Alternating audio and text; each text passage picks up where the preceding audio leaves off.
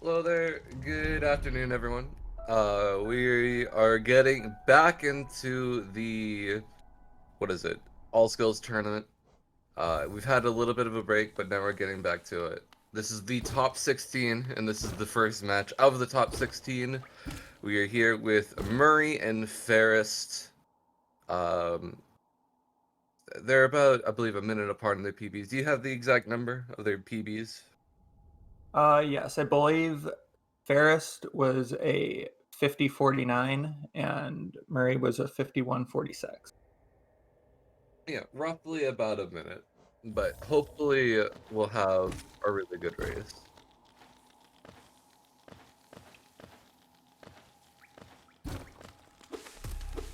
By the way, I'm Sylvie and I'm here with my co-commentator Spicy. We're happy to serve you today.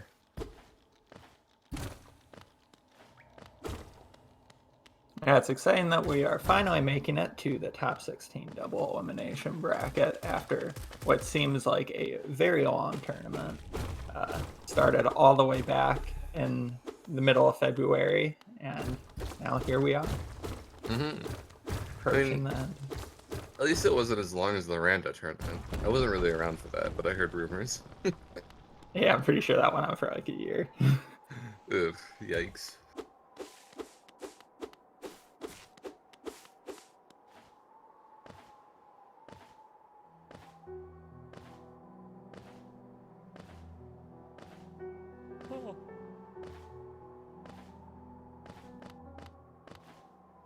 So the runners right now will just be testing their load normalizer just to make sure we don't have any problems with the race. In just a moment, they will let us know and we will that they're ready and we will count them down.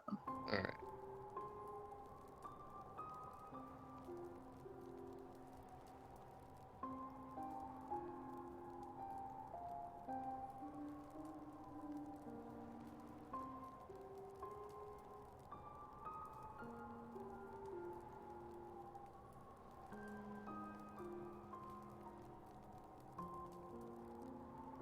We're just testing right now. We have not officially started. Uh Yeah, we're. Ferris. Sorry, go ahead. Oh, I was just saying we're currently waiting on the runners to ready up so that we can count them. So they will start in just a bit. Alright. Yeah, I was just going to talk about the runners a bit. Ferris was my first opponent. He has been fairly consistent throughout the tournament. I think he's had one or two a little rougher runs, but overall has had some pretty consistent displays.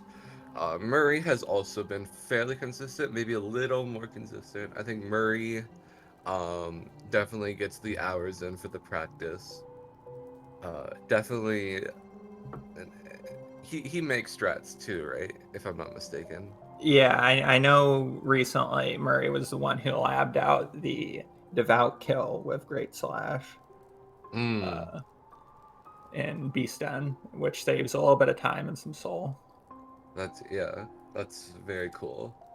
And then Ferris, notably in this tournament, one of the biggest upsets. Ferris lost after dying in Green Path in the Hornet fight, and I believe his second race. So hopefully we That's won't see right. that same outcome here. Yeah. Battle of the Weepogus. Let's go. Yeah, hopefully we see a fairly even race. That's always exciting. Yeah, these runners are really close in PBs. A minute at that top level could really go either way because when you're a top runner of these games and you can't reset, that minute can sway very quickly. Yeah, absolutely. Yeah, just one single mistake as well, and your opponent will be able to just catch right back up. Exactly. So it should be a really exciting race. Fingers crossed.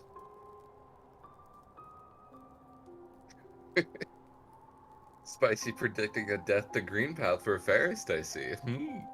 Yeah, I was debating commenting on it because I've had some really awful commentators curse luck this tournament. Oh But no. you got to act like it's not real and provide that quality content when it happens. Let's go.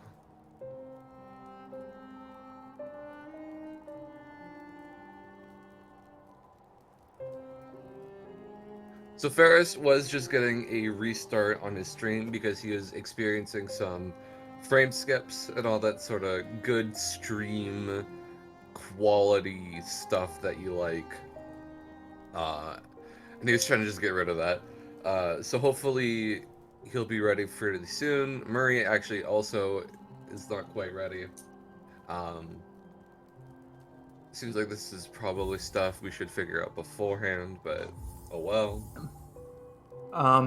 So I guess while we're waiting on the runners, maybe we should talk about what do you think, Sylvie, are going to be the most pivotal sections of the run? Where do you think's gonna win or lose this race? Well, I mean, as much as I hate to say it, it's always Soul Sanctum, right? The RNG there is just way too heavy to not be considered at any point. Uh, Everywhere else seems fairly consistent. People might make a mistake in C peaks and also maybe in Green Path. Um, but also it might be none of those. It might just be Muri takes that just minute level of skill he has and just collects seconds and seconds over Pharest. It's hard to exactly say where the the quote unquote win is going to come from, but if I had to say, it'd probably be anywhere between those three sections that I mentioned. All right, so the runners are ready now and they are counted down. I agree with you, Sylvie. There's also the small chance of a missed Umu cycle, depending That is on true. how practiced these runners are in it, which could be a pivotal moment in the race. But at this level, I would expect an Umu cycle, even with bad RNG from either of these runners. Yeah, that's fair. But if all things go well, we'll just have a close THK fight and have that RNG decide the winner. Oh my. THK in this category using the Shriek fight can really mess with you with some bad dash RNG. Absolutely.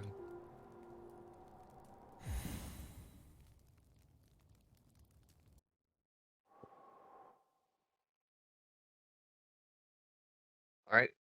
Paris is going to be going off first. We'll be getting a sync soon enough, though, so that the timers are all in line. We are, of course, using the load normalizer here, so once they're synced once, they should be synced for the entire race. Yes. Give or take a few seconds. Of course. Starting out on Green Path. Looks like Ferris actually made a slight little mistake there, but not a huge amount of time wasted. Let's see who gets the hard fall. Does. Ooh. Maybe jumped a little too high there. And Muri does not. Lovely. Yeah. Muri did get worse Vengefly RNG than Pharest and had to go a little further out to lure it in. So that'll probably negate Pharest's small jump mistake, but that hard fall will probably give Muri an extra second or so on King's Pass. Yep, just about a second exactly.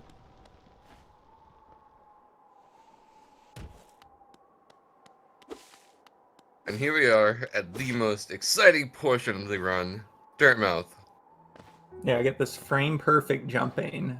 Each jump here is a frame perfect trick for optimal time save. I say that sarcastically, but it's actually kind of genuine. You can actually lose or save a decent amount of time there, depending on how well you time your jumps. It's unfortunate, but true. Oh, it looks like we just got another miniature sync there.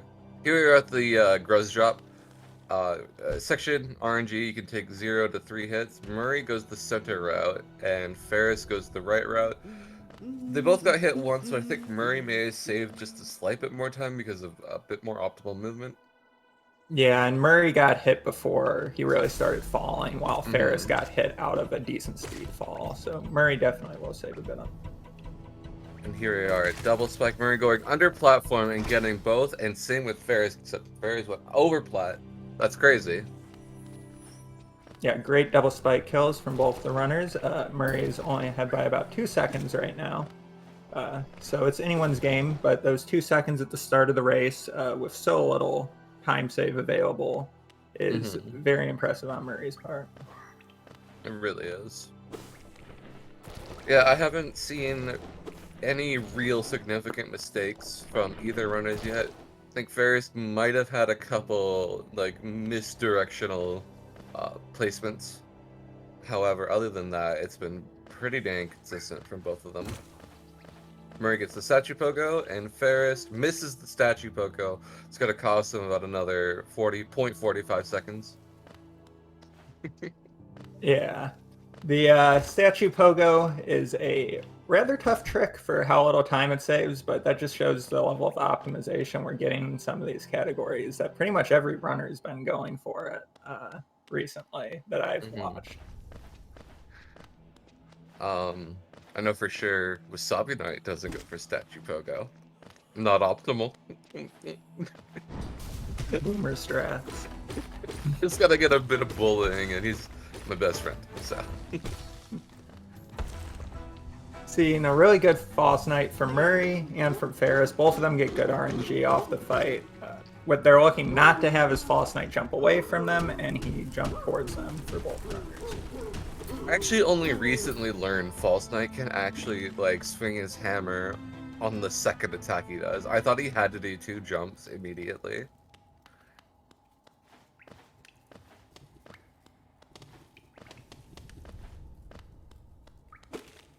Oh, Murray missed the torch game. GG. That's about a 8-second time lost. Oh, Ferris misses it as well. All right. Unfortunate.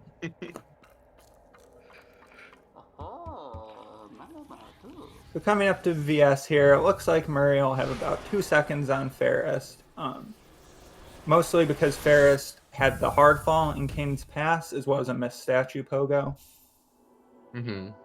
That little difference seems to suggest we're going to have a really close race here because it seems like Murray's just having slightly better execution despite having a slightly slower PB than Ferris has had. So if that keeps up, we should see a really close race despite Ferris having a minute on Murray in his overall PB. Yeah, fingers crossed. We always love a close race. Even maybe it's just that Ferris is more practiced with the late game than the early game, but it does feel like Murray's movement is just a little more dialed down than Ferris's. And here we Definitely. are at the boulder, first spit, good RNG, and on Ferris' side, one second spit. You know that's fine. You lose about a second per spit, not quite, but just about. Unfortunately, the worse RNG went to the guy who was in the behind. What am I saying? Could I grammar, please?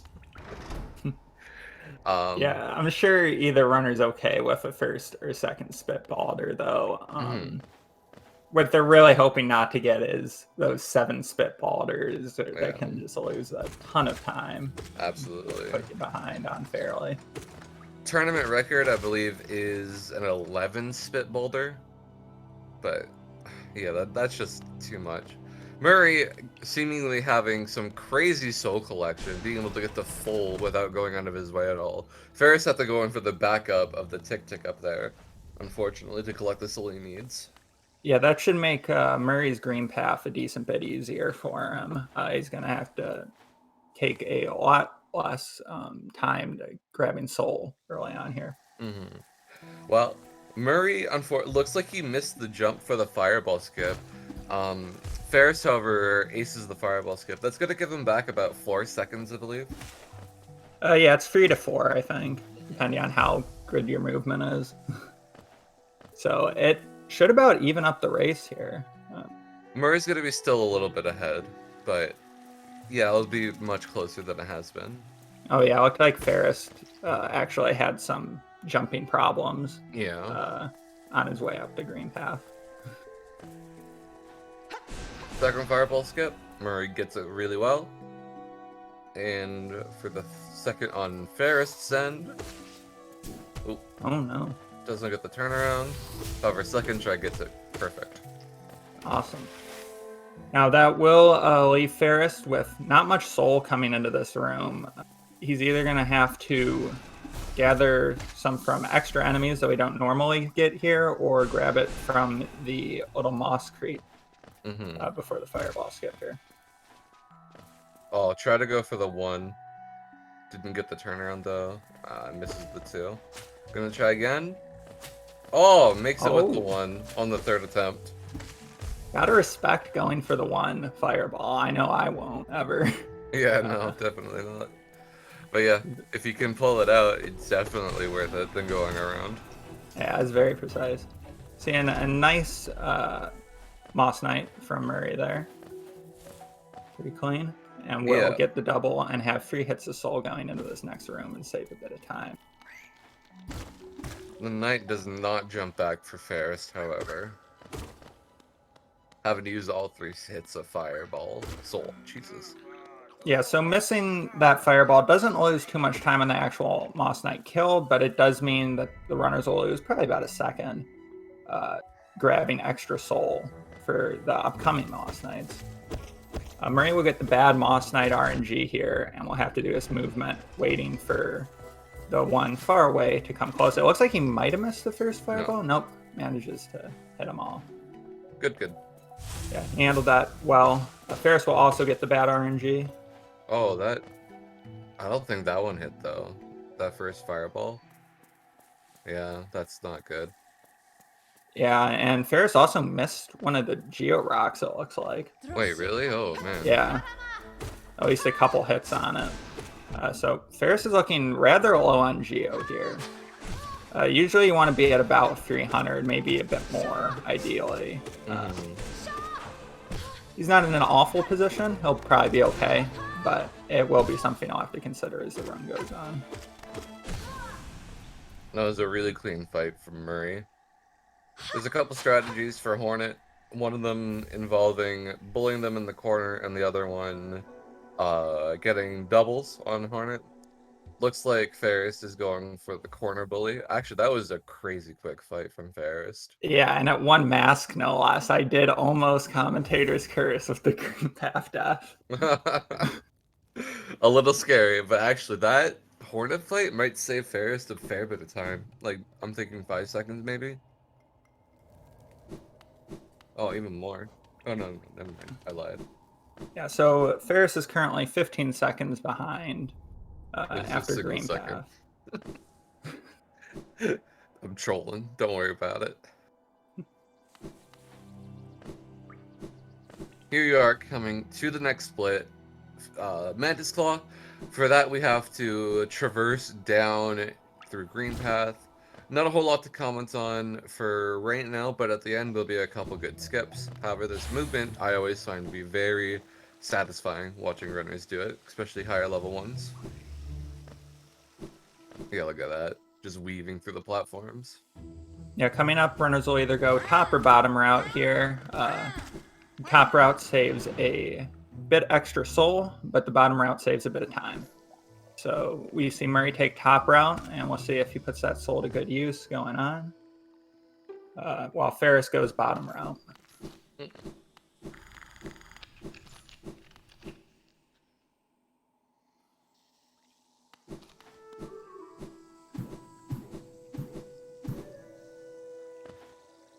Yeah, it's just pretty movement right now. Here I'll be collecting some Geo Rocks along with mushrooms. Just getting a bit more Geo because we need 800 and we're not going to Lem. So we can get Dash Lash, and here is E-Pogo on Muri's side. Or should I say Wee-Pogo? Let's go. Ooh. First Impressive. attempt. It really was.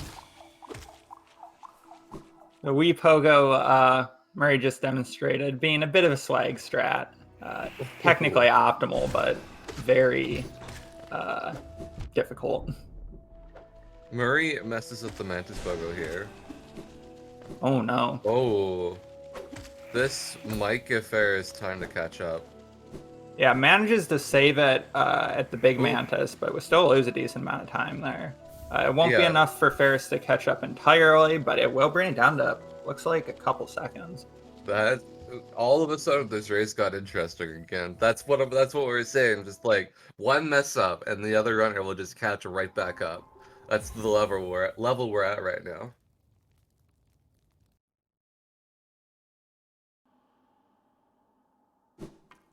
Yeah, so looking at the timers, Ferris is 3 seconds behind after that, made up 12 seconds in that fungal waste area because of that Miss Mantis pogo from Muri. It was really smart on his feet to pick up that backup. Otherwise, Muri would be well behind if he had to go all the way around.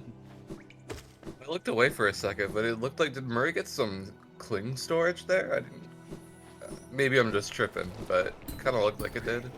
I did not see, but it would Okay. not be the first time in this game. We see all sorts of weird wall cling storage. Yeah. Wolf Runner's doing a good job collecting soul on their way to Gruzmother. They'll want 6 hits as they enter the fight, so they'll hit this Aspid on the way down, and 2 hits on this jumping husk named Jennifer. Yep. Belovedly named by the community. So it looks like it's become a 4-second differential. I'm not sure where Murray made up that 1 second, but very clean fights from the both of them for Gruzmother. Yeah, those are basically synced Gruzmother fights. You'll have to see. We'll see if their cleanups are synced as well. Yeah, this is another pretty heavy RNG spot in the run. Oh, that one. Oh, there's 2 that escaped from Pharest and 2 that escaped from Murray. Man, crazy. Yeah, both of them have a bit of trouble with the Gruz cleanup. If a couple escape, that can really get out of hand and you can lose a lot of time. Pharest had a bit of an issue with menuing and actually scrolled past Shaman Stone before buying it, which won't lose a ton of time, but it'll lose probably about half a second. As well as it looked like Murray handled their Gruz Mother cleanup slightly better. I'd expect to see Pharest probably about 4.5 seconds behind after this. It looks like Murray got the bench before entering Salubra. Interesting.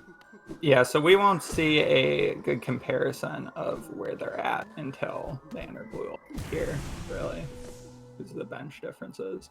Yeah, it looks about 5 seconds behind for Pharest.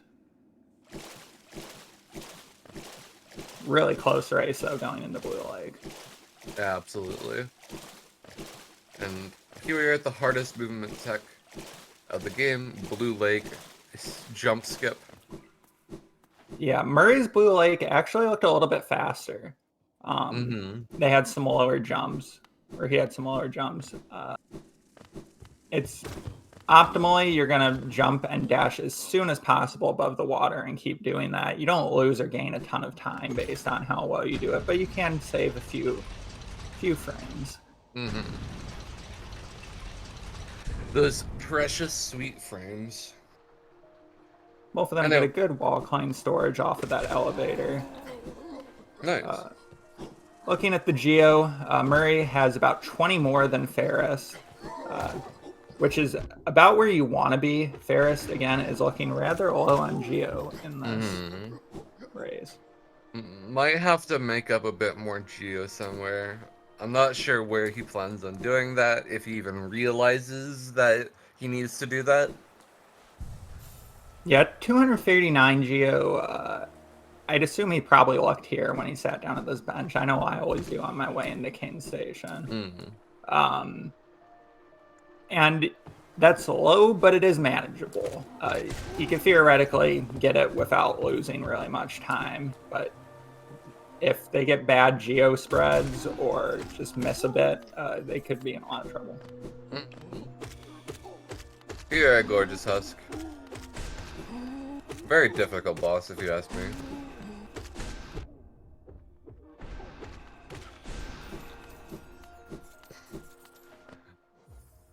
It's so easy to just lose your rhythm on Gorgeous Husk. It really is to lose those doubles. If you just take one hit of damage or do a fireball too close, you can actually lose a decent amount of time. And then one hit turns into 4, and then you're on 1 health, and you're like, oh god, am I actually going to die to Gorgeous Husk? Yeah, it looked like Pharest gained a decent amount of time on Gorgeous Husk there, bringing him back to 3 seconds behind. Yeah. Very well done.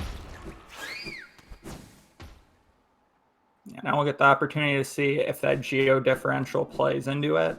The runners are looking to have at least 704 geo. Pharest has 713. So he does have enough, but does not have the opportunity to miss very much. No. It's rough, too, because Geo can fly any random direction, it feels like, and completely mess up where you're going. But that didn't really happen for Pharest. Managed to dash right into them. Very clean hoppers from the both of them. Doesn't look like either one's going to be gaining or losing any time here. Yeah, no. We will see Muri continue to have a bit more geo than Pharest going into Sanctum, which could play a bit of a role in a little bit after we kill Soul Master. But right now, it looks like the runners are mostly synced up.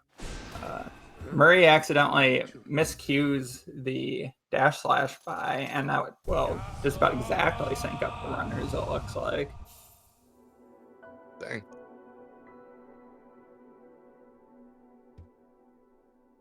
Let's see. Pharest quits out at 14:44. And Muri quits out at 14:45. So Pharest actually took the lead by 1 second with that menuing mistake by Muri there. So from here, it looks like Pharest has a little bit quicker loads, just by a small margin. However, that little margin over many different loads is going to propel his stream forward a little bit. So physically, it's going to look like he's ahead, but honestly, it's about... Oh, a hard fall there. There's going to be no real-time difference between the two runners. The hard fall actually probably puts Muri back in the lead. Yeah, or at least even, I guess. Ooh, Muri misses a elevator wall climb storage there, which will put Pharest ahead again. This game is just coming down to each little thing that happened. It looks like Pharest had to do 2 hits. Oh, Murray's gonna have to do 2 hits as well. Dang. Yeah, Muri is starting to lose a little bit of time. I fully believe Muri can get it back up. Just seems to have lost his rhythm, perhaps. But for right now, Pharest is definitely in the lead, solidly. Yeah, but it's easy for a small mistake in these tournaments to really get in a runner's head and knock him off rhythm. So hopefully we'll see Muri get back in the groove and pull it back. I'm saying pull it back. The race is 3 seconds apart. Yeah. But hopefully Muri can stop losing time. That was a really quick... both got really quick soul twisters there. They actually got the same RNG. Muri had a bit of a quicker one, however expended more soul to do it. Because he used 2 fireballs when Pharest did 1 fireball and 3 nail hits. Yeah, so Pharest's extra soul here should make for a probably significantly quicker Soul Warrior coming in just a moment. I mean, it looks like Muri will have enough. Because, yeah, Muri will have enough to do the quick kill. However, it might have to spend less time farming soul on the way to Soul Master, perhaps. Yeah, possibly. You can also do some variations of the quick kill that are slightly faster if you do have 3 full hits of soul, but it won't make a huge difference.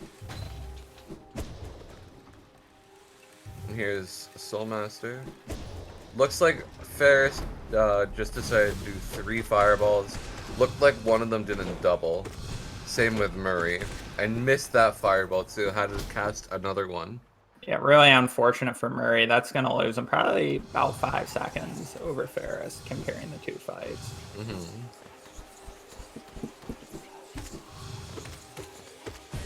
Ooh, having to deal with the Soul Twister in his way too. No Soul to Fireball. Oh, until now. That was really rough RNG on Murray's end. Yeah, it Ferris, really was. Ferris also got some bad RNG. However, he had the Soul to just Shade Soul the Spell Twister and just move on his way. So lost a bit less time for it. Yeah, both runners have enough soul for the quick kill. Entering Soul Master, we'll see Pharest give that a shot first. Oh, didn't turn around. Yeah, so Pharest goes for the safer method of the quick kill, the slightly less quick kill.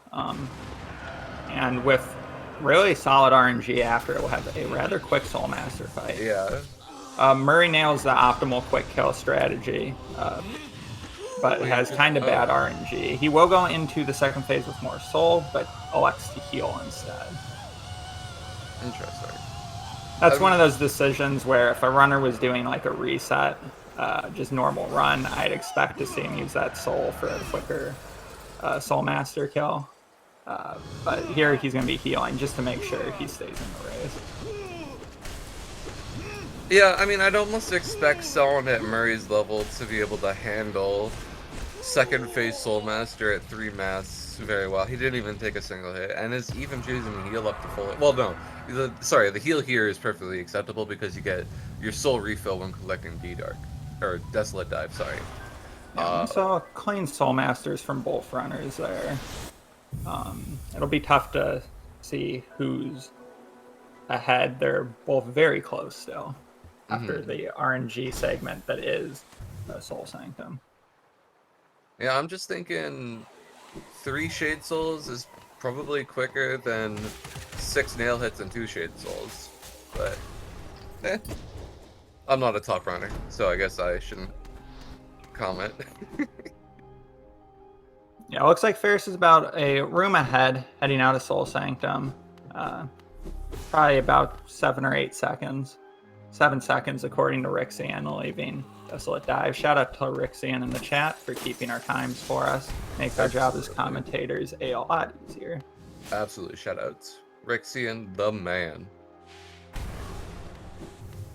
The runners would just be making their way out of Soul Sanctum, showing some nice elevator positioning and planning to get through as quick as possible. Yeah. For right now, I'm going to swap over to Pharest's audio. Sounds good.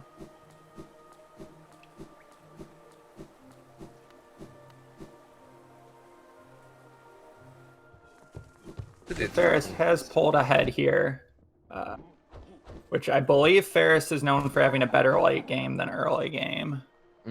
So I'm sure it's not looking great for Murray right now, but as we've seen, it really is anybody's race. Yeah, I mean, Murray was ahead by 16 seconds at one point, and now there's only a 7-second differential between the two. Murray could still quite easily catch up. We are coming to one of the most difficult splits or set of splits, I should say, in the whole run. Coming up to C peaks here. We need to collect up to 300 Geo, which Pharest does very well, and Murray already has. So it looks like that Geo differential didn't really mean a whole much. Yeah, it looks like Murray might save a little bit of time on Geo collection on the way out, but nothing significant. Less than a second. That is true. Photoshop jump.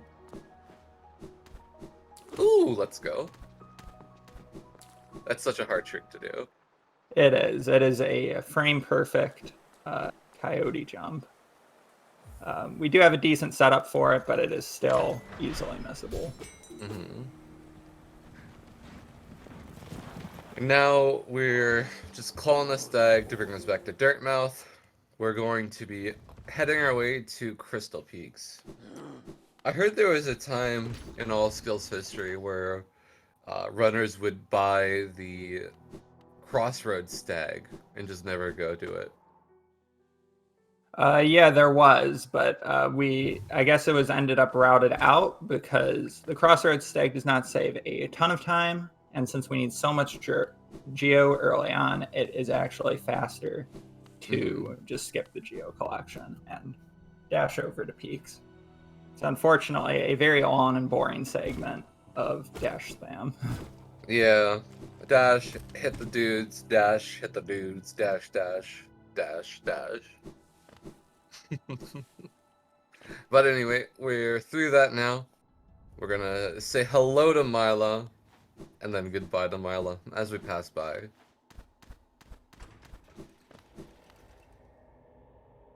And here we are at Sea Peaks. Almost, actually, not quite, not bad.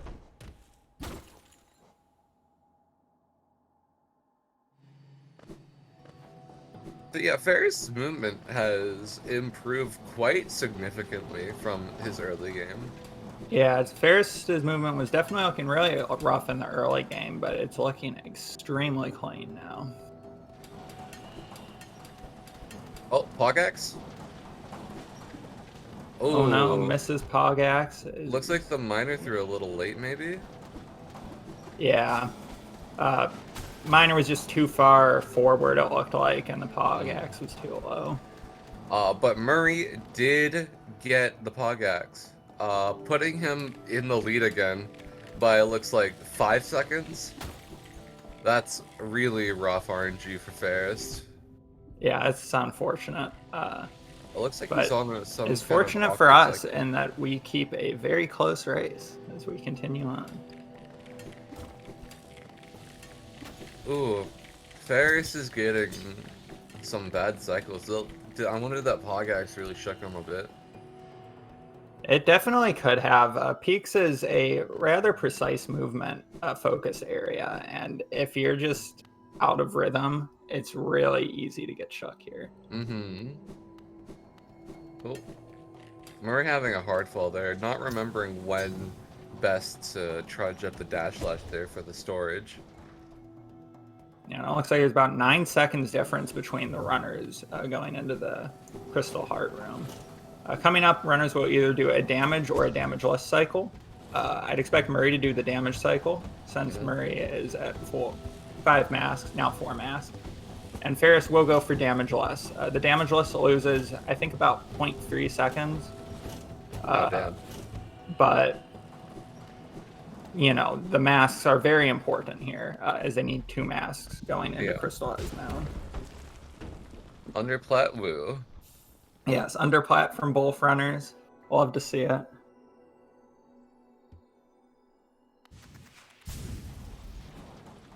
Yeah, unfortunate turn of events for Pharest. Ending up being 10 seconds behind now. Man. It's so volatile. Any one mistake sends the other rocketing ahead. Unfortunate. Yes, this really has been a fantastic race to watch. It really has. Near at the crushes, Muri handling them very well. Pharest as well. Actually, maybe even a slight bit quicker than Muri there. Yeah, runners will have an opportunity here to go for a nice elevator walk line storage, and both will get it. Wow. Though Pharest's looks a little quicker because of good Crystal Hunter positioning. Here you are, technically the first dark room. Both runners are just gonna dash through them. It's not really easy to see what's happening, but both runners know exactly what they're doing. And they're gonna fly out and make it to Crystallized Mound. Yeah, it looks like Pharest may have lost a little bit of time in that dark room, having to grab a couple extra hits of soul for the dive in the Crystallized Mound.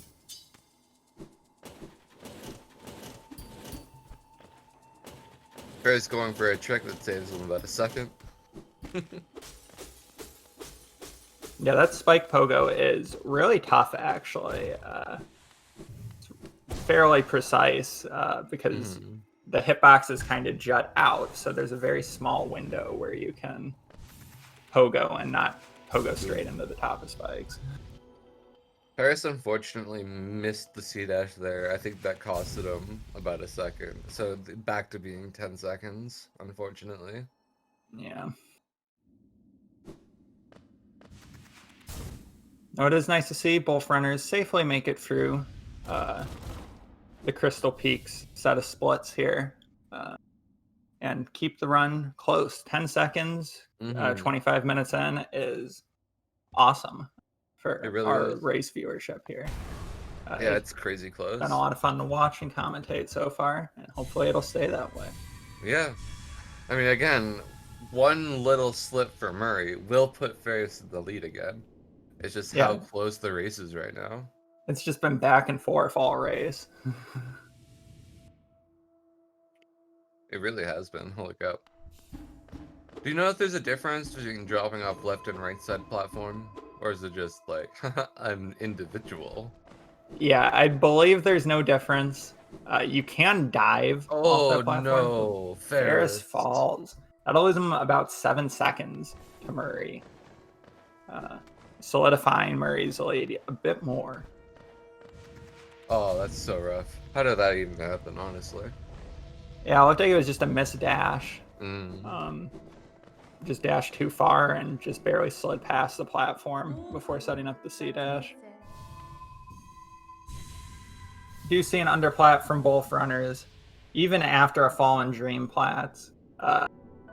That is Nerves of Steel from Pharest. Absolutely.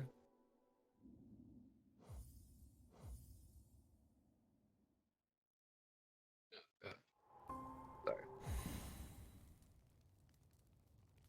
Here we are. Now that we have our Dream Nail and our Desolate Dive along with our Shaman Stone, we are prepared to fight the Watcher Knights. Fairly simple in all skills. We just use 3 Desolate Dives, and that will be the end of the, well, each individual Watcher Knight.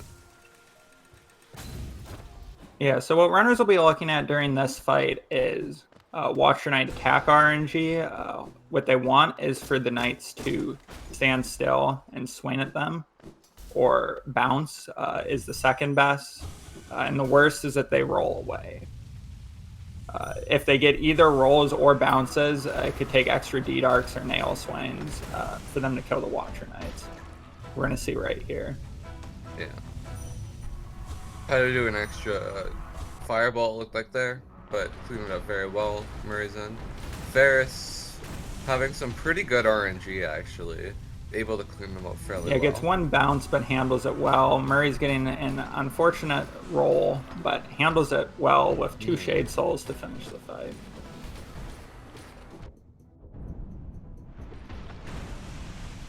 Yeah. Both of them have really good Watcher Knights fights there. Yeah, about even. Their RNG was a bit suboptimal, but they handled it well. Mm-hmm. Now I'm going to swap back to Murray's audio.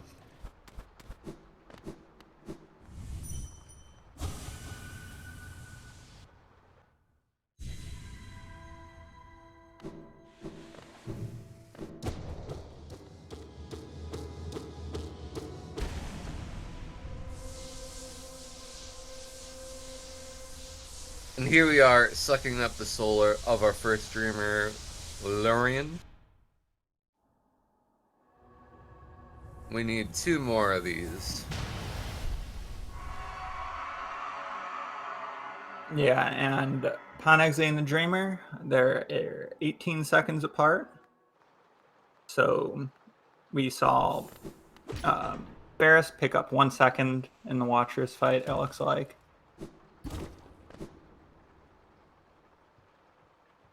Yeah.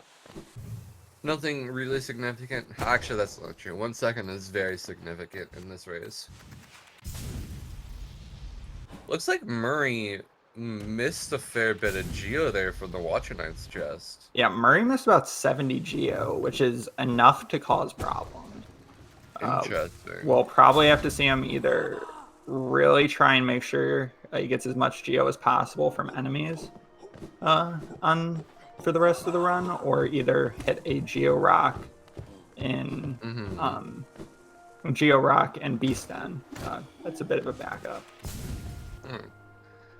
Well, we'll keep a close eye out on what Murray does. But for right now, we're going to drop down here. We're doing the Iswas tier skips, starting here with the Spike Tunnel. Murray gets it first try. Very well done. And now there's just 2 more acid skips for Murray, not including this. And Pharest gets a first try as well. crazy. And I expect both runners to be able to do the acid skips fairly easily. At the level they're at, there should be no issues.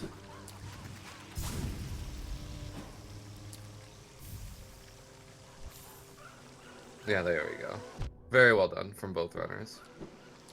Muri getting the early control because he got hit by the warmth there. And Pharest as well. Actually, I think Pharest gets hit a little sooner. Maybe... Oh, never mind. Oh no. Pharest gets C dash glitch, which is a bit of a problem with the early control, where if you can lose the ability to use an ability. In this case, is C dash. Will it come back? Yeah, as soon as you enter a transition, it'll return. Okay. That's good. While not a frequent occurrence in this category, you see it a lot with Dream Nail and some other categories like 106 and True Ending. Let's see. I didn't get to mention the RNG bridge as shown there. Pharest got hit, unfortunately, where Muri got to just fly right through. Saves a few seconds on Muri's end there.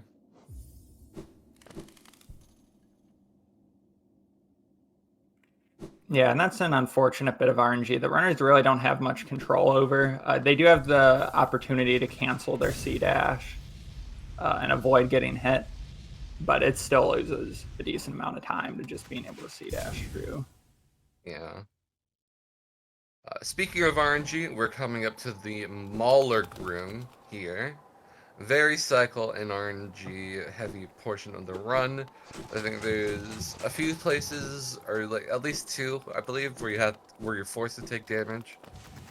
There is one place where you're forced to take damage, which is this Maulerk right here. And then this one can sometimes just hit you, and you can't do anything about it really if you get bad RNG and are moving optimally. Muri turned around to get another hit of Soul from the Maulerk there. However, did take the hit because of it. So he's on 2 masks now. Gets the basic skip twice, or second try, not twice. Yeah, grabbing that hit of Soul was definitely a smart move, just unfortunately he took that damage. He'll still have 3 masks and 2 fireballs to open up the Broken Vessel fight, which should be enough. Pharest gets the basic skip, second try as well.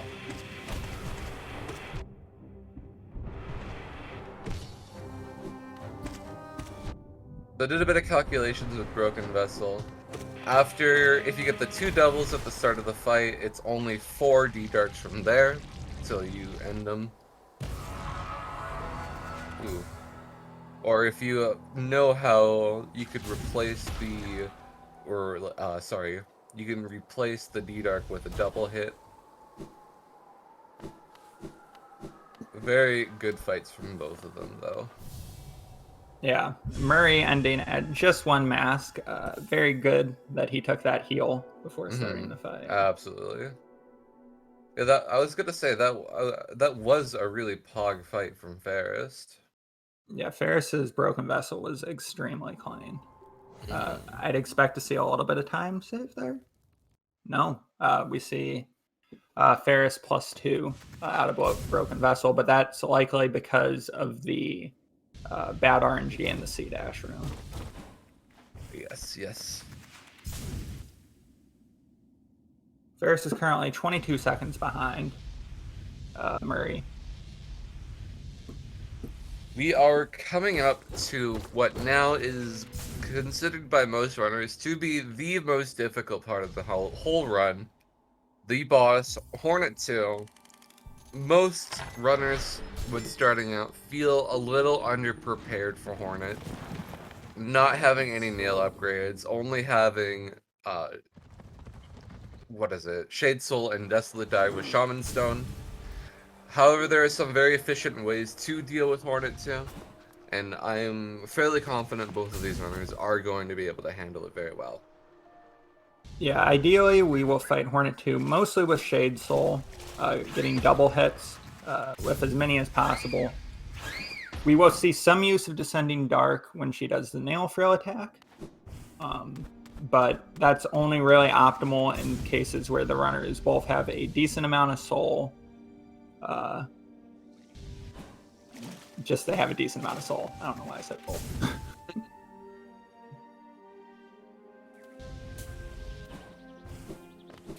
Yeah, you always really want to save one for the double, right? Yeah, because it is quicker just on soul gathering, for soul gathering purposes, to just hit Hornet during those nail throws if you don't have enough soul to follow with the Shade Soul after the G Dart. That's fair. Both players not getting the bench there. Sorry, there's someone else. Close that quickly.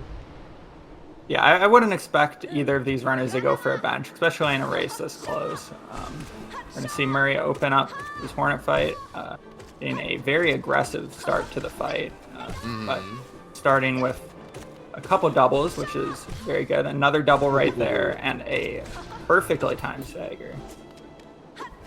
Meanwhile, Pharest starts with a nail throw attack and a dive to counter that, as well as a double just now. Another stagger on Muri's end, taking 2 hits of damage, but the fight's already over. Muri just went ape shit on Hornet there. Yeah, that was a solid Hornet fight from Muri. A pretty solid fight from Pharest as well. Yeah. Yeah, very commendable fights from the both of them.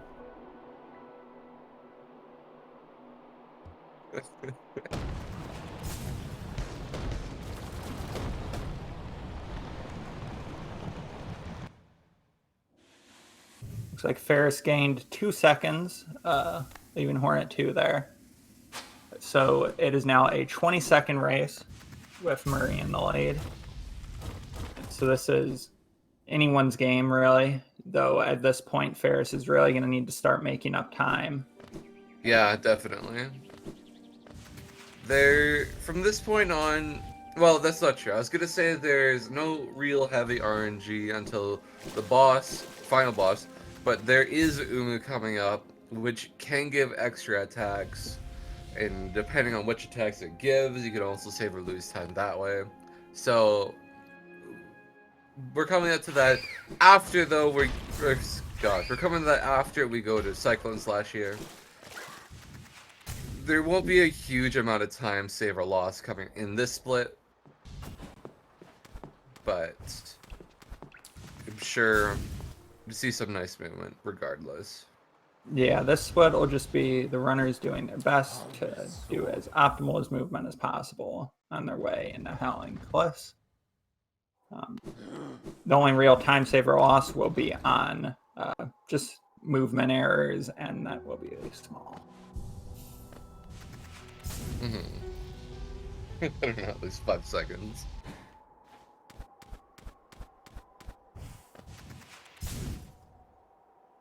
Will we get the C- glitch on the tick there? Coming up on Muri's end.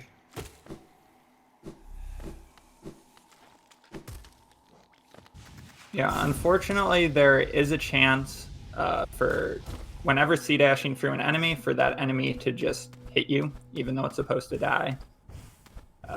We see it happen to a lot of runners on this tick, that both of these runners just made it through, thankfully. Pretty sure it happens like just more commonly on this tick than any other enemy, though. It feels like it for sure. Yeah.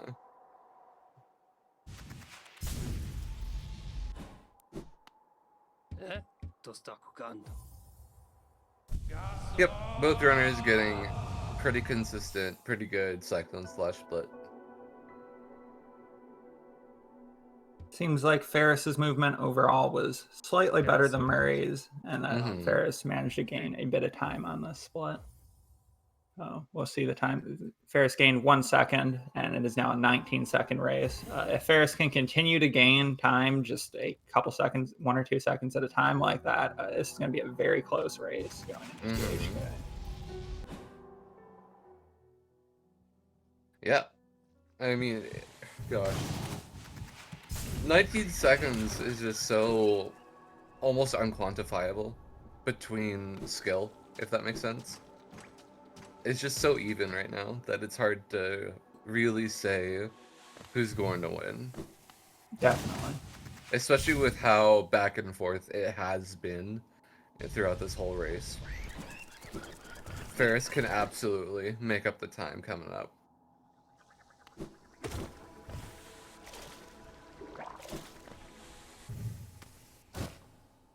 Seeing a nice cyclone drop from Muri.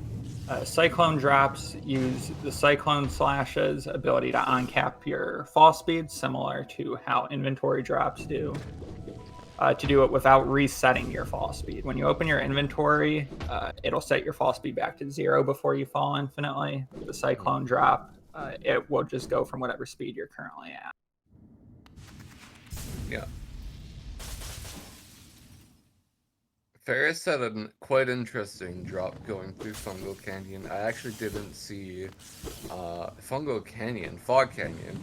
I actually didn't see Murray's drop, however. Did he? I'm sure Murray pulled out something fun. Yeah, we saw a cyclone drop from Muri. Okay.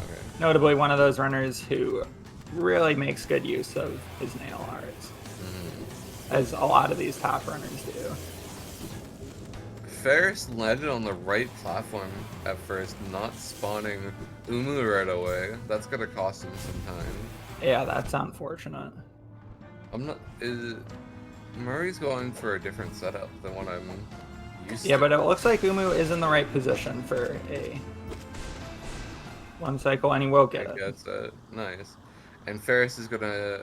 Oh no, Pharest gets an extra attack. This is savable, but it does require a decent amount of skill and practice to save an extra attack. It looks like Pharest has a chance, though Umu is... oh no, misses the double. This could be a 3-cycle Umu right here. Yeah, possibly, because really Pharest did miss a lot of damage. That is so sad. That unfortunately will probably be the race for Pharest. Yeah, it's barring some major mistake from Muri, and also gets free attacks on the second cycle of Umu, which is really unfortunate. Giving just the meanest ever. He's not going to be able to win. Oh god. Okay, manages to save the 2-cycle with a nice double and some good soul collection. Barely escaping with his life at one map. That is so unfortunate. Yeah, unfortunately for Pharest, that's probably the race right there. We'll get a time in a moment, but it's probably upwards of 40 seconds at this point. Yeah, it's very hard to see any situation where Pharest can catch back up at this point. There was definitely a chance when it was only 20 seconds, but now it's just hard to believe Muri would let that amount of time slip from him.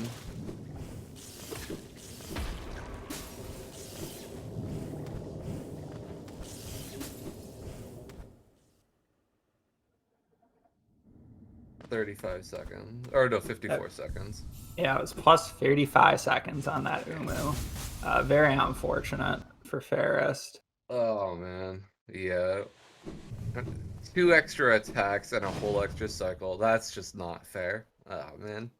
Yeah, Umu is just such a scary boss, coming in on good pace, because fundamentally the fight isn't that difficult. Like, the inputs aren't that precise, but so much can go wrong, and if stuff goes wrong, it can go very wrong, and you can, one mistake can lose 20 seconds. Noteworthy though, both runners went up the left side out of archives there. Something very recently discovered to save about like 1 second or something. I think not even that. Excuse me, not even that much. Yeah, with this tournament going on, we've definitely seen a lot of small optimizations to movement, and what is notably one of the more movement heavy categories in Hollow Knight. Did you see if Muri got the airwalk there? I did not, unfortunately. Pharest going for a lamp pogo instead of the airwalk. Yeah. Still good movement. I don't think airwalk actually saves that much time, so it's just the swag strat, honestly. Yeah, no, I believe it saves like 0.1 seconds, and that's could be very wrong. So it's not a big deal that Pharest decided not to go for it. Ooh. Realized he didn't quite have the height there for that jump and redid it and gets it second try. Murray's end. Yeah, so with that quicker strategy done second try, it'll probably break about even for Murray there. Oh. Pharest misses a C dash release. It's just something that's really easy to do when you're just trying to go faster than you really can. Because I'm sure Pharest knows he's behind at this point, whether or not he's watching the stream. And that's just him trying to make up time that's just not there. And he's just going to lose more if that continues. Very unfortunate set of circumstances. Probably having Pharest on edge too. Trying his best to just get the race done, but I'm sure he's feeling the effects right now. Yeah, we are being told in chat that Pharest does not watch the stream. But even with that information, I'd expect he probably suspects he's behind after missing Umu. Yeah. He knows Murray's a great player. Probably at least feel behind, if not be confident he is.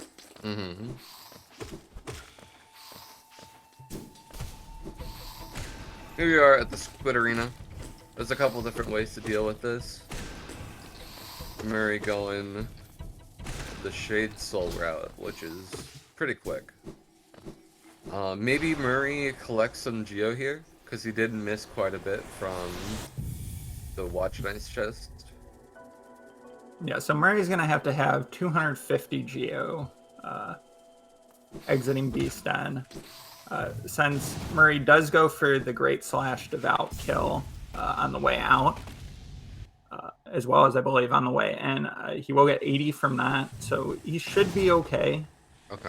To have enough for the stag, assuming he does gets all the Geo from both the Devout kills, but it will be very close for him. He's going to need to pick up just a few on his way into Beast Den from probably these Petras in this arena right here. Yeah. Coming up.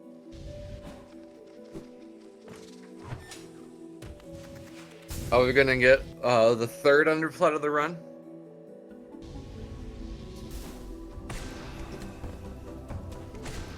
I don't know. It's a definitely less frequently seen underplat, and Murray does decide to go above. Very understandable. It's the one underplat I like going for. It just feels, you know? Murray gets no Geo from that Petra arena. So it is looking a little scary. There is a chance that Murray is not aware he's low on Geo. Because a lot of runners just assume they'll have enough going as soon as they leave Valerian. So it is possible we could see Pharest make a crazy comeback if Murray makes it all the way to the toll station without realizing he's low on Geo. Yeah, that's true. 1 Geo short, says 0. Oh no.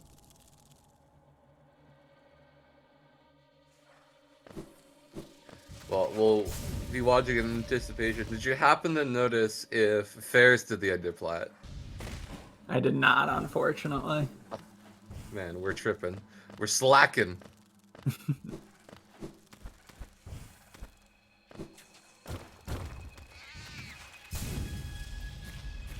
Very clean darkroom from Muri. Again, you couldn't really see what was happening, but the runners know exactly what they're doing, and you'll see Pharest doing the same thing here.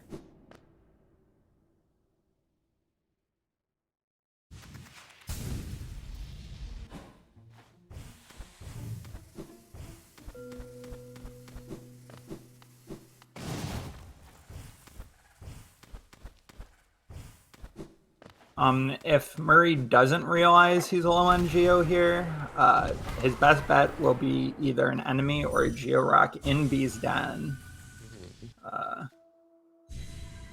So if Murray does make it all the way to the stag without realizing he's one Geo short, it could cause a lot of problems. Yeah. It would be a huge time loss to come back. But I hope that he notices here. He did get all of the Geo from that Devout, so hopefully that means he is aware of his low Geo count.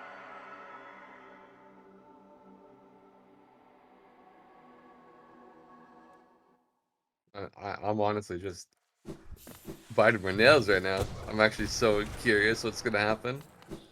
Goes back. Yeah, he's going back for every piece of Geo. Just notices. It is going to be a little bit of time loss, but definitely not enough to bring Pharest quite back into it. It'll probably be about, I don't know, 5 to 10 seconds. It would have been very significant had Pharest managed to get that Umu 1 cycle. Yeah.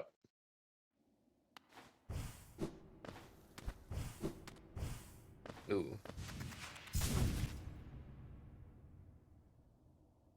To make sure to ask about this at the end of TV. Will do.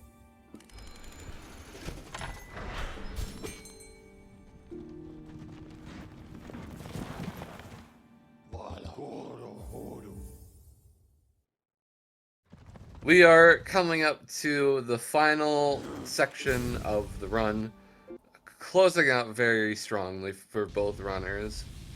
Coming up to the Abyss here, we're going to be collecting the last 2 things we need for it to be considered a consistent, or not a consistent, an official all skills run.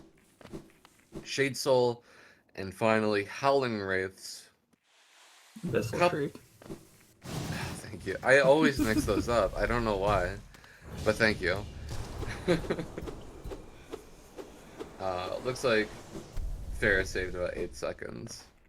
That would have been crazy. Oh, that's so sad, dude. Oh. Yeah, that makes that Umu 1 cycle miss really unfortunate, because that would be a 10-second race going into Abyss at this point, had that not happened. Yeah, dang it. Dang it, Umu. What's wrong with you?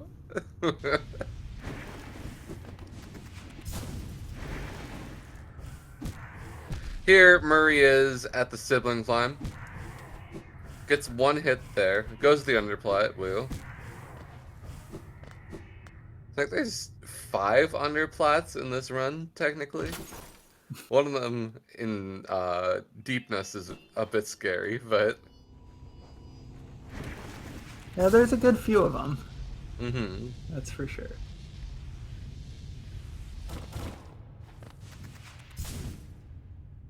And here's Pharest at the sibling climb. Maybe, oh, that looks a bit cleaner than Murray's, I think.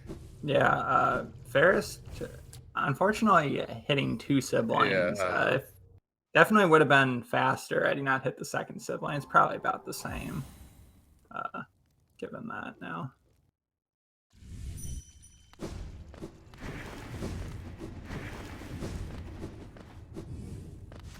Yeah, unfortunately, THK will not be able to make a 46-second difference. And barring literally like the worst RNG we've ever seen and the best RNG we've ever seen, or someone managing to pull up the first ever Scream Skip in THK and save 25 seconds. I think Axe got Scream Skip, didn't he? In his race versus No. Or sorry, it's Scream Skip. You can skip the first scream. I see. But you need like perfect damage cycle and perfect RNG. Right. Okay, that's great. It's been, I believe Pharest has done it in practice. I won't hold up my hope for that one though. Yeah, no, it's never been done in a full run, as far as I'm aware. Muri collects the Abyss Shriek. The final skill we need before we send our way out, and we're gonna now go to the Abyss climb here, the most exciting portion of the run. Everyone's favorite platforming section. Ooh. Muri misses it a little bit there. Has to recuperate. Yeah, and that will knock the crawlids off the usual cycle he's used to, which might cause a bit of problem for him. Murray's struggling a lot with this Abyss climb. It could give Pharest a bit of time here if he has a good one. Not enough to come back, I don't think, but enough to make it maybe within the realm of feasibility. But Pharest dunks on the spikes as well, in probably the worst possible position. Yeah, that's rough.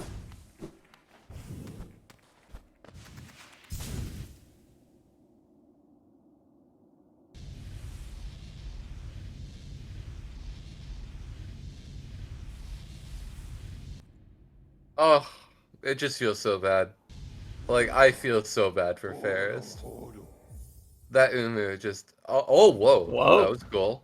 An under boulder, I guess. Heck yeah. Never seen that before. Should we call that a spike tunnel, maybe? Spike tunnel. The second all-skills spike tunnel. Let's go. Mid-flat.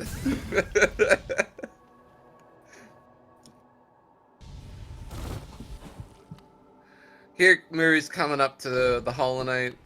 Probably not gonna get any... Yeah, no helicopter knight or anything. Wants to keep his lead solidified. Understandable.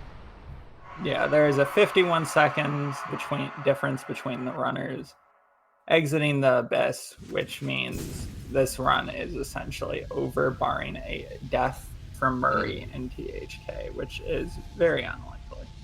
Yep.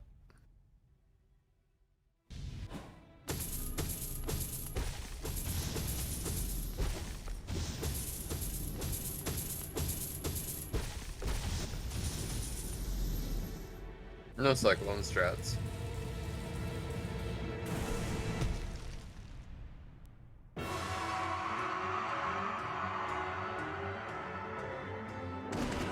And here we go.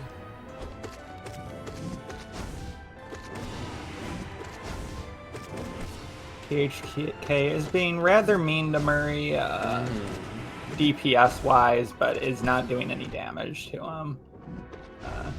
That was Calm's curse. Instantly.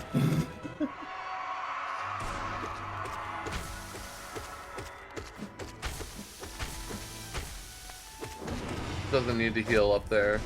Good decision. Yeah, I mean, very clean fight. Yeah, at this point, the fight is just about over. Does not get the scream skip there. Yeah, which is a not insignificant time save, but not enough to make a difference, unfortunately. This race really looks like it came down to the Abyss climb and that Umu from Pharest. I had both of those gone really well. It could have been Pharest's race. Yeah, definitely. Pharest will be getting a time of 51:14:45. I'm going to mark him as done.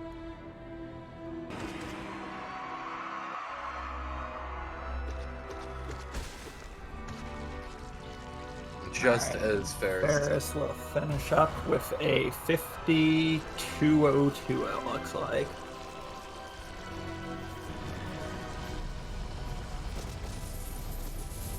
I believe, unless Muri is missing a PB on the leaderboards, that Muri just PB'd by 35 seconds. Wait, really? Insane.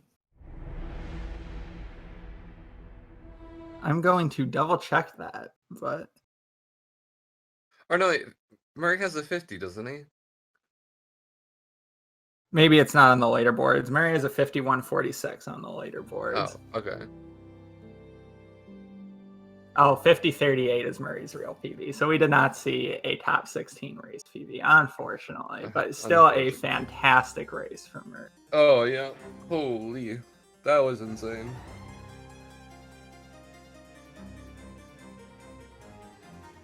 We'll just wait for the runners to hop on in, and then we'll give that post-race interview. If anyone in the chat has any questions for the runners, feel free to type them out, and we'll ask for you.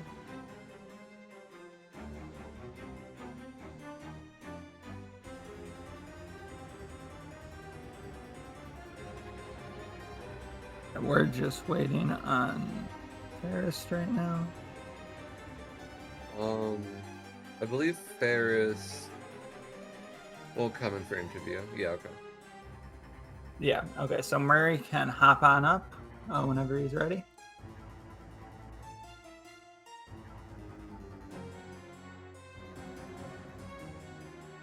Or here, I'll just pull him up. Hey, Murray. Hey, Murray. GG's. GG's. Thanks. What a terrible run. Unfortunately, Pharest won't be joining us for the interview. But Yeah, congratulations I on just the read win. that. Too bad. But congrats to him. Were you watching the run? No, I wasn't. Because the only time I've done that, I thought I was performing badly, so I just decided to never do that ever again. Yeah, fair enough. Very fair. Yeah. So I had no idea. I was just like focusing my run, trying to do the best that I could. Yeah. So I guess what do you want to talk about from your race? Is there anything that you want to point out specifically?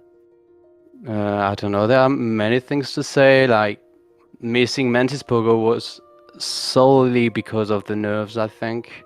Like I didn't fail it on purpose, obviously, and I don't know what I failed exactly, but I knew that if I would fail something, that would be that.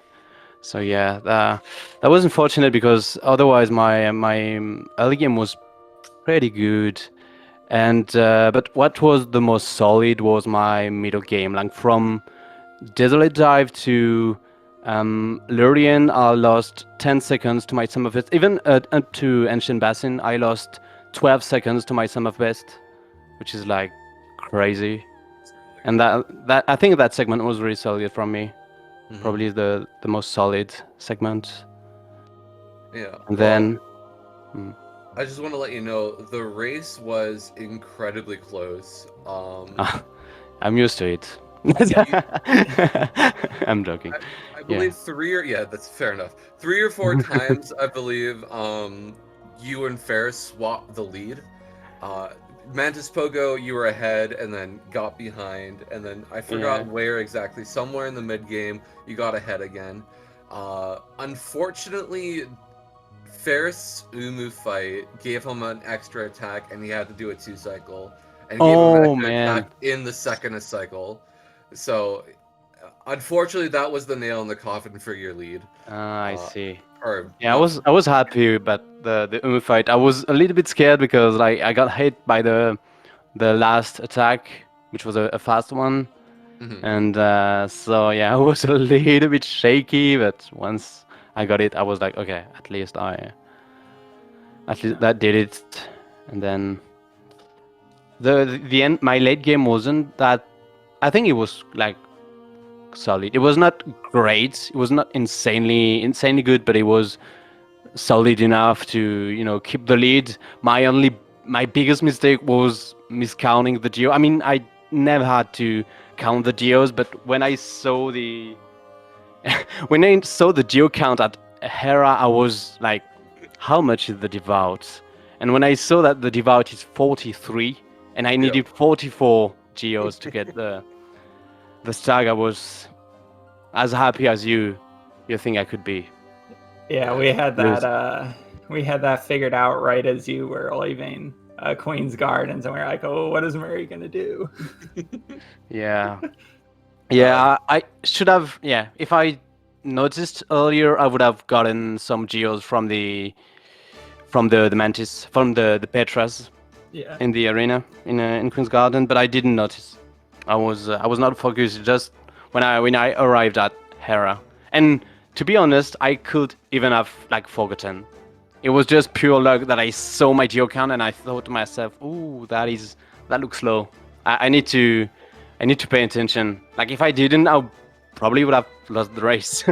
Oh yeah, it's definitely something we are looking at because it is so easy to forget your geo count there because you're very rarely short. Yeah. I mean, I've been shorter and shorter now that I'm a little bit, greedier when it comes to the watch and ice chest, because I used to, take all the geo and don't think about it. But now I like forget all the geo which gets to the right next to the wall. And so depending on the geo RNG, sometimes you lose like 10 geos, sometimes you look like, I think I lost 60 or 70 geos there. Yeah, I believe it was about 70. And when I saw that, I was, okay, I need to pay attention. That obviously I completely forgot. Yeah. We definitely teased you a little bit, or at least chat teased you a little bit in chat, of course, about that one. But we saw you had that moment of like, what if I, after killing the second devout, you dashed back and got the Geo Rock there, or like, all right, Yeah. just got it. Yeah, did I get all the geos on the way in? Yeah, you did. Yeah, you Okay. Yeah, I wasn't sure. That would have been even like dumber if I missed like 1 or 2 geos, and those were necessary. But yeah, I knew what I was gonna do. It's just that I was the little like stutter I did was to make sure I didn't miss any like last geo. But Yeah. right after when I saw 43, I was like, okay, I'm going to the nodes. I lost like 12 seconds on that. Oh, that would have been almost a 50. I mean, that would have been a 50 if I didn't like fail that, and if I didn't butcher my abs climb. But like, I don't know why, but abs climbs are like the nail in the coffin for me in terms of nerves in a race. Like it's terrible. In TB's attempt, it's fine, but in actual races, it is. I don't know. I feel like my hands weigh a ton or something like that, and like all my presses are terrible. So it happened once again, sadly. Oh man, that's Yeah, the abyss climb in a race setting's rough. It's rough in a normal run even. Definitely. No, needs normal close runs to is master. fine. I mean, we practice enough for it, but like Yeah. in races, like, and also without knowing where my opponent was, I mean, it definitely like, put me more pressure on me. But I prefer to have more pressure rather than release too much pressure and just like lose a little bit of time here, a little bit of time there. I prefer to keep myself a little bit, on my toes. Definitely to make sure. understandable. So yeah, cool. I'm happy I won. Yeah, definitely. GG's. It's a great race. Yeah. Lots of fun to watch. Yeah, GG's Pharest as well. I mean, Mhm. it was Yeah, funny, of course. because it's it's the first race between two French people. Like we managed to like avoid each other, Pharest and I, but also like Tifa, who's also French. Like we Yeah. managed to avoid each other for the whole Swiss rounds, and now like the very first round of the on the final bracket, boom. There it is. Yeah, the French exhibition match. Let's go. Wonderful. It was a great race to open up the top 16 bracket. Yeah, well, I'm glad you enjoyed it. Thanks a lot for commentating. Thanks everyone for watching. Thank you. Yeah, And hope thanks you for putting liked on a it. show for us, Muri. And thanks for stopping by for the interview. Great to hear your insights. Welcome. Thank you, chat, for being a bunch of cuties and watching the race with us. Thank you, Spicy, for coming with me. Yes. And I believe we'll wrap up there. The next race is Friday I'll pull up the time. Good question. The next 14th, race is 3 Friday, p.m. May 14th at 3 p.m. EST between Monsteller and Yeah. Devil Tifa. Should Yeah, be a fun so- race to watch as well. So tune in for that. Exciting I'm obviously rooting for the Frenchman once again. Understandable. And have a great day, night, or morning, everybody. Thanks for Yeah. watching. Thanks everyone. Thanks for watching.